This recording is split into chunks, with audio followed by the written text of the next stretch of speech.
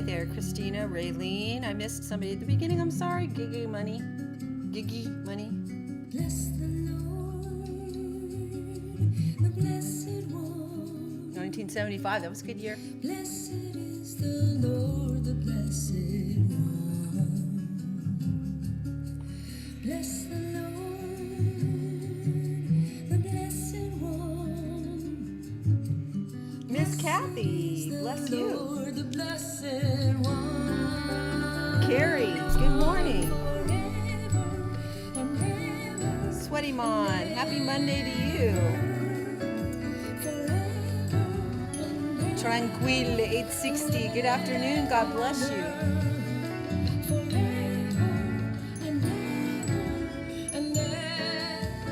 RM Johns, thanks for inviting. Swim Robin, hi. I love to swim, Robin. Greg, how are you doing? I sent you some DMs. I may need your help. Woohoo! I love that your daughter was on your show today. I caught a few minutes of it. This is from my album Rising. Julie Time, thank you so much. Blessed is the Lord, the blessed one. Honey, that's great. Good morning, Mr. Johns, RM Johns. Iceman.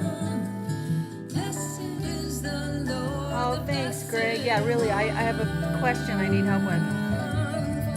A master swimmer. Okay, Robin. Pool swimming or open water swimming? Tell me. Rocket Ridge back. I gotta swim in open water.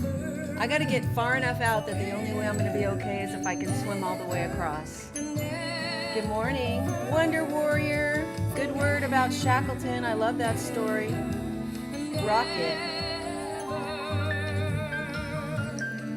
Guys, do you recognize this song? Because I did this live with saxophone, flutist, clarinet player Daniel Bennett yesterday. Both, yes. I get totally bored in a pool though with the laps, I gotta tell you. I'm gonna ask you guys throughout the broadcast, could you do me a huge favor while we just learn the last chord? Blessed is the Lord, the blessed one. Okay, so yesterday, I know open water's my favorite. Seriously, I just want to be out there and know that it's me and my legs and my arms and my... Hey, Larry, I need your help. I need you guys' help, okay? Listen, well, I skip ahead. Yesterday, I know it was a super busy day. It was Father's Day. But yesterday, I did a scope with Daniel Bennett, graduate of New England Conservatory, who lives in New York City, who is right in the thick of it. And he told me some horror stories,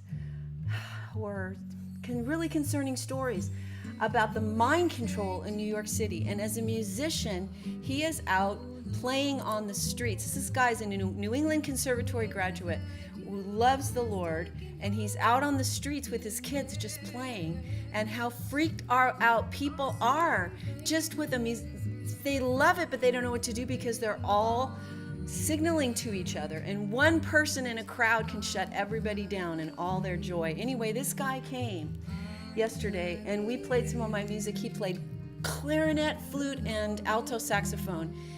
It was another level. And could you guys please watch that broadcast and share it? Because this guy needs the medic effect, actually. We got 539 watches, but the good news is that people stayed on longer. You know, have you noticed, Greg, you could get 10,000 views, but the average watch time is like 30 seconds or something. The point is that Daniel Bennett, my time yesterday, we really started to gel in this jazz worship thing. I mean, it doesn't always gel with certain people. Can you please go and watch the broadcast? We did about a set of about 15 to 18 minutes of music that was worship and jazz, and it really was gelling. I really felt the presence of the Lord stronger than I have felt in a long time. I felt the glory on my voice. It was really interesting. Sometimes I can sense the glory of God on my voice, and I could. It was beautiful, especially listen to the word peace that I sing at the end of the blessing song. Literally, I could feel glory coming off my voice on the word peace, and I knew it was imparting stuff. Okay, so if you guys can please go and watch that and share it out. This guy, I have a feeling like we have work to do together as musicians and worshipers in pioneering stuff. In fact, I'm taking my daughter with my husband to New York City to go to school at the King's College in New York City, in Manhattan, in September. And I'm gonna hook up with Daniel Bennett, and we're gonna do outdoor concert somewhere in New York City. And oh, thank you, Wonder Warrior. Don't you love glory? Goosebumps. So thank you, please, thank you for sharing it out. You know, on my own, I think the most views I've gotten without the Medic effect is like 950, which is cool. You know, you just kind of go, Lord, here's the deal. I have something to say, you have something to say. You're going to have to make sure that it gets to the people that need to hear it. And the rest is like, we stay busy, right, doing what we're doing. But every once in a while, when I feel like there's something on a broadcast, I want to highlight it for you. So if you will please share it out. And if you want to just go, I had a lovely conversation with him before we played. For me as an artist and a musician, I want to know about the artist. I want to know about their art. I want to know their context. And then when they share their paintings or their music, I can really go into it. But sort of like, it's like having a blind date when you engage with an artist for the first time and you don't really get what they're doing. Sleepy cat sleeps. Thank you. And if you want my music, if you go to julielavender.com, I'll send it to you myself. And I will keep a little bit more than if you buy it off of CD Baby. So that's always cool. And my books. Okay, listen. Here's the deal. I want to talk to you. Hello, Victoria, Canada. And some of you watch me because I get tweeted out by other people. But if you want to keep up, you know how to follow. I hate asking for follows in a way because if you want to follow, I feel like you'll figure it out, right? So anyway, Mija, thanks for the share. All right.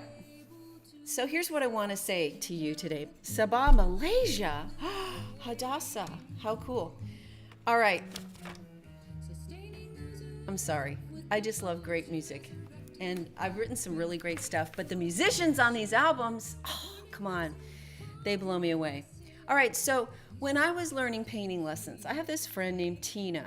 Do you have ever had a friend that's like a better you than you are? And you're like, I don't know if I can be your friend because you took up the space that I wanted to take up. Like if I have friends, I'm kind of like, okay, I'll be the artist, you be the math teacher, okay? And you can be great and awesome, but I'll be the artist, singer, songwriter, okay? Well, my friend Tina is like the science biology teacher. Incredible. She's the reason my homeschooled kids are so incredible in science because they worked with her in her classes, okay? And Tina's amazing. But what happened was Tina was not okay staying in her science lane to leave me art and music. No, she had to be a singer-songwriter and a painter. I don't know. And a really great person. So for a while, I wasn't sure I could even be friends with her because I'm like, can't I have my thing that I do? The bottom line is she's true blue and she's awesome. And it's because of her provoking me that I took a painting class. And I didn't want to take the painting class. Let's listen to Katisse Buckingham off of my album Rising.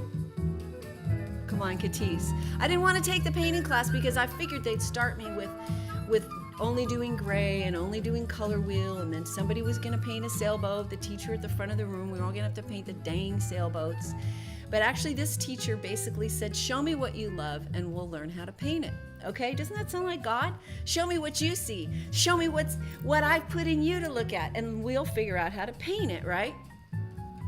Okay, this is Mike Lang. Accompanist to the Stars. Everybody in Hollywood has had this guy on his album. On their albums. Okay, so she helped me paint what I loved. But a few times I tried on my own, without her help, and then she helped me get out of trouble. So I want to show you my very first kind of painting, and it really sucks, but you need to see it, okay? Because you need to understand where we come from, all right? So this is my very first painting, and we have a pantry door in our old farmhouse, and I love old doors. And so I had this vision of painting the door, and I had put a table in front of it with flowers on it. And the whole area is charming, like if you would have seen the door and the thing. But this was as good as I could get. It was pretty awful. And I had to have her, even try to get this far to notice. I mean, you can see the limitations. And it's called Pantry. Isn't it great? And but it's a door. And afterwards, the Lord reminded me of, no eye has seen, no ear has heard, no mind has imagined the things that God prepared for those who love him, that are in store in the pantry. How great is your goodness, which you have pantryed up, stored up for those who fear you, right? Okay, so she had to teach me a lot of stuff. And I'll tell you, then I went from this fantastic painting to this one, which was a close-up of what was on the table. Now, it's a little better because there's more color, but it's really bad. Okay, and there's a lot of problems with this painting. But one of the things she said to me was, Julie, you got to learn to get your darks in. Now, from the classes we took, and you can just see, now, these are more recent. Like this one, let me show you these. These were painted for my album, The Siddur Project. It's a diptych, and it represents Shabbat, the 2 candles of the Sabbath. Okay, it's like a stained glass window, and I've got other stuff, but we're not going to see it. But you can see there's been at least some mild improvement. But what I want to tell you is, thank you, Sleepy Cat. Here's the deal. She would constantly say when we were painting, get your darks in. Get your darks in, get your darks in. And I even had a dream of her a year or so later in which I was painting and I heard the words, get your darks in. And new painters are very scared of the dark blacks and colors and browns in a painting. Really timid usually about putting those things in there. And she would say, look, before you can do anything else, you need to be ready to put those shocking, dark, ugly, deep, sometimes muddied colors on the canvas. And you need to get them on, and you need to get them in there boldly, and you need to not back away from the darks. And it's so hard because what we want is to get to the fun stuff, or say this one, right? We want to get to the stuff that makes us happy. I like the lights and the colors and stuff. But do you see that right in here? If you really look at this color, it's sort of a crimson and it's got some browns and stuff in it. And in order for this painting to work, I had to be willing to really dip into the deeper edges of these colors. And so I learned that the darks are what create the drama in a picture, okay? And then as a writer, I learned that my whole story, my book, Mrs. Amazing and the Seed, by the way, I'm releasing another book next month for kids 3rd through 5th that's a spin-off of this. And I've totally learned, I'll probably even take this and do a whole new thing with it because I've learned so much. But I'll tell you what, I would sit down to write every day, and I wasn't sure what was going to come out. And then one day this came out. Can you see that? What do you guys see? Do you see a judge? Do you see the back, the side of this? This is the mom and dad, Faye and Frank Folsom. Do you see how dark that is? Do you see how wicked his face is? Well, this was the day in the story. Yeah, Miss Kathy. This was the day when I wrote this chapter that this family, the mom and dad silhouette here, had their children taken out of their home because they refused to conform to the prescribed order and because they believed in a realm called wonder. And I remember when my heart was in my throat because as a parent, one of the worst things, oh, thank you, Wonder Warrior. Thank you. I'm going to have even better books. Like now that I know what I know that this is a great outline. I mean, really deep and beautiful, but I can even make this better. So if you got lost and you started my book and you got stuck somewhere, there's probably, I can do it even better now. My point is this: I'm sitting there minding my own business, wanting to write a redemptive story, and instead the kids get taken away by this judge because of this wicked woman, Ms. Imperia Beasley, who wants the kids to go to the grown-up factory. But this family's carrying a seed from another realm. But do you see all the thorns around there trying to get to the seed and destroy them? Okay? This one woman daring to plant this seed, this little seed in her kids and her husband. They're very valiant. And what's around them? Dark, dark, dark. And what happens at the most important pivot point in the story? They get their kids taken away from them. This is the quintessential fear of a parent who is aware of the system and the darkness of the system, okay, is that moment if some authority figure could take your children from you and grab them from you, right?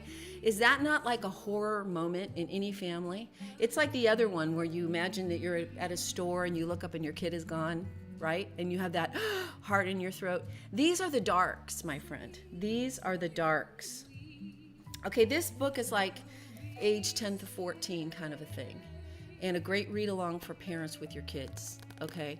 I've had it read to younger kids and as a discussion because it goes into plant biology, male, female reproduction in a beautiful way, and created order. In any event, if you go to mrsamazing.com, I will send you this along with a free CD of mine. So your heart is in your throat as a parent on some issues.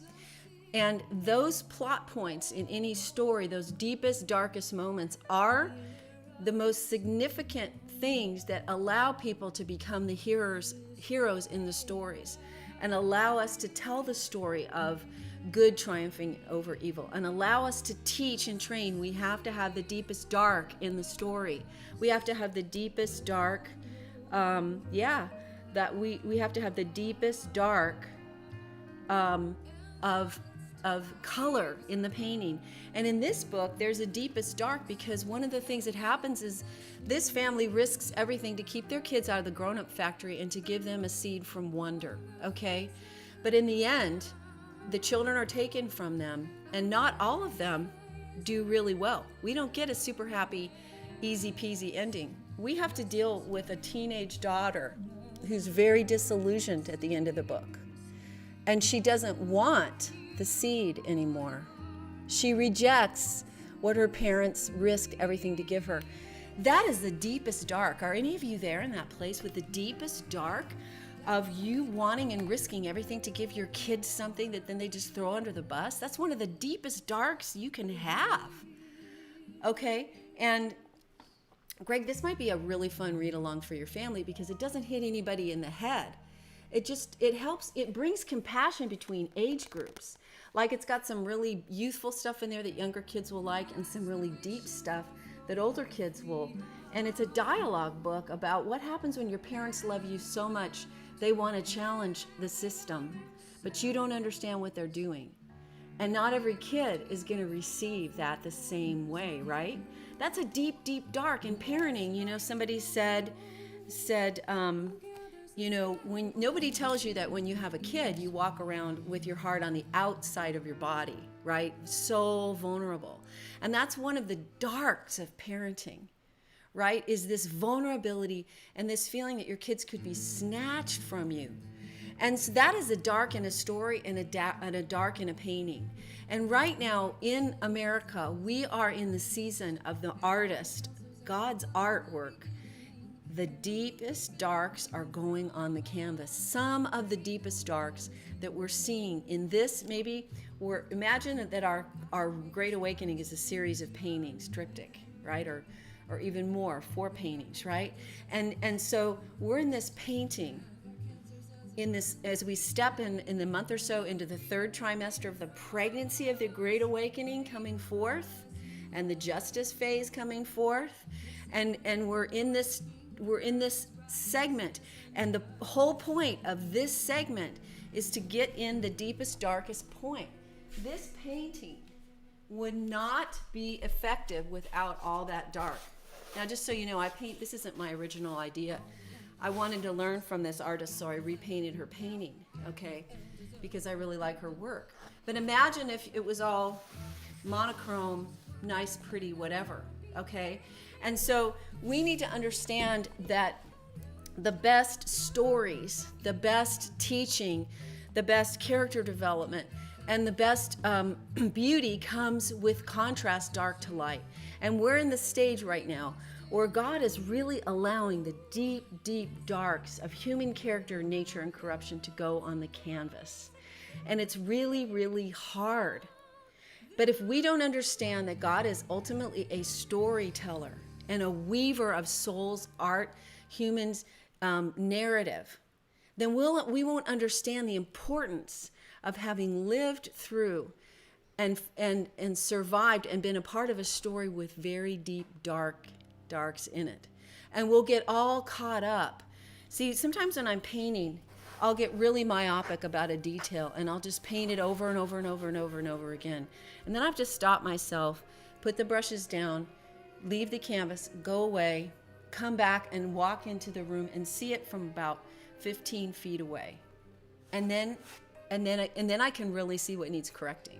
But if I'm here staring at something I don't like or that scares me or that reaffirms a confirmation bias that I'm a terrible painter and I don't know what I'm doing, that will get me stuck in that place.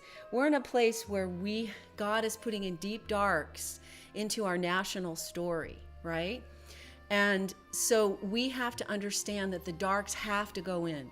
They need to go in. God is allowing them and even working with them and around them into the canvas of what he is creating in us as a people and is a nation, right?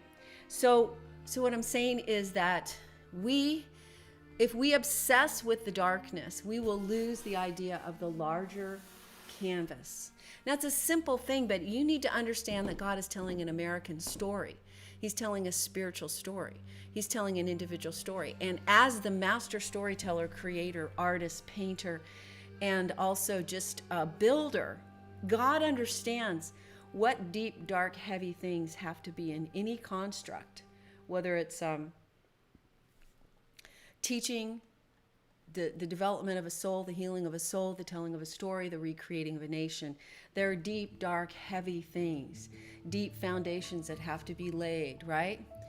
And so I'm just telling you, don't be afraid of the darks.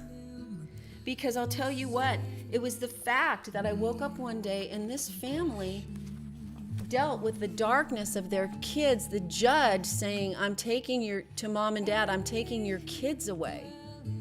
It was the fact that showed up on my word processor that changed everything and made me open as an artist to writing a book that had greater beauty and light, because they faced something in the story that I just would have wished that they hadn't. In fact, I was afraid a little bit to write it because I thought, oh my gosh, I'm writing this for kids.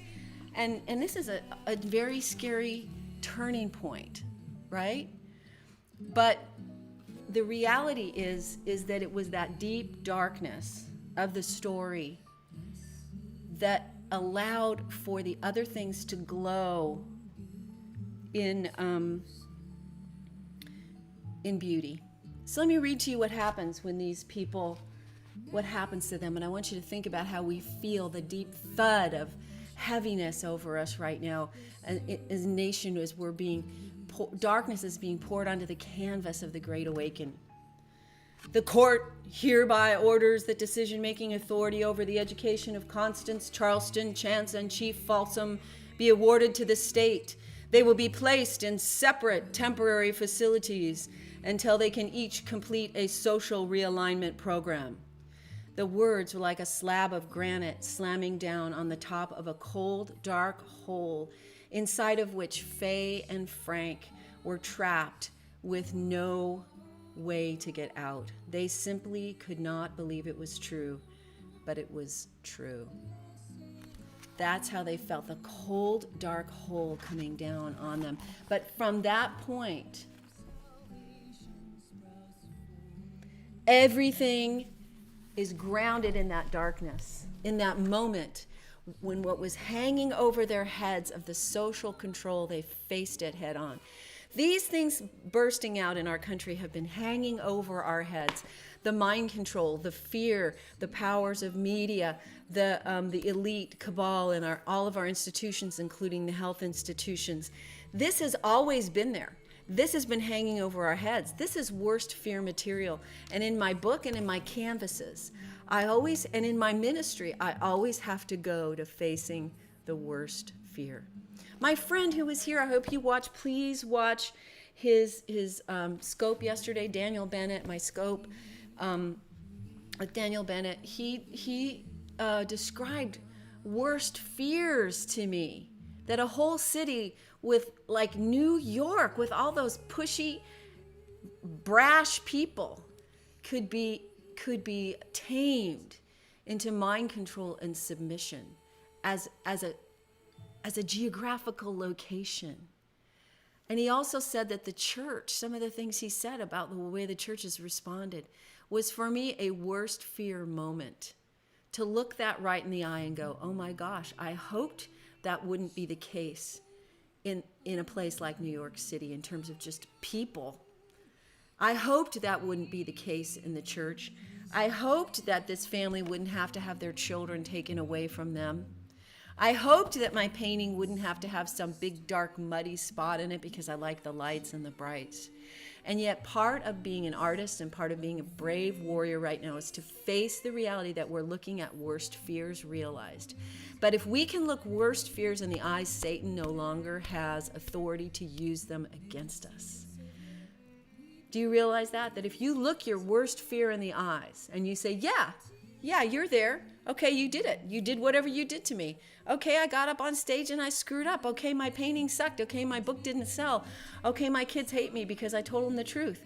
Or I feel like I've lost my best friend because I spoke about Christ. Okay, worst fear, you're dark.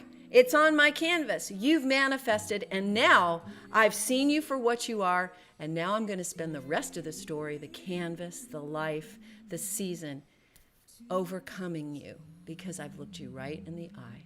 We have to get our darks in. And the darks always involve facing our worst fears. Some of our worst fears are the realities of the way people are so easily controlled around us, so frightened to so easily to believe so, and how churches are not, by and large, much different. But God has a remnant people. God has a paintbrush. God has an artist's sensibility. God has a story he's telling. And he is in the process of getting us to face the reality of our worst fears and then move from that central point in the worst fear moment in our book to the point of glory and restoration. What's possible in wonder. Okay, think about it. Mull it over. Let it percolate in you and consider that nationally we're facing some of our worst fears. And this is precisely how we will learn to be part of the story that overcomes them. So let's look at those fears in the eye. Let's look at those disappointments in the body of Christ, in leaders, in institutions, and let the darks be what they are, because they're just a part of the reality of the beauty of the whole painting that God is doing in us, especially if we do our job. We each have a job. If you're an intercessor, you stay on it. Stay on it. Stay on point.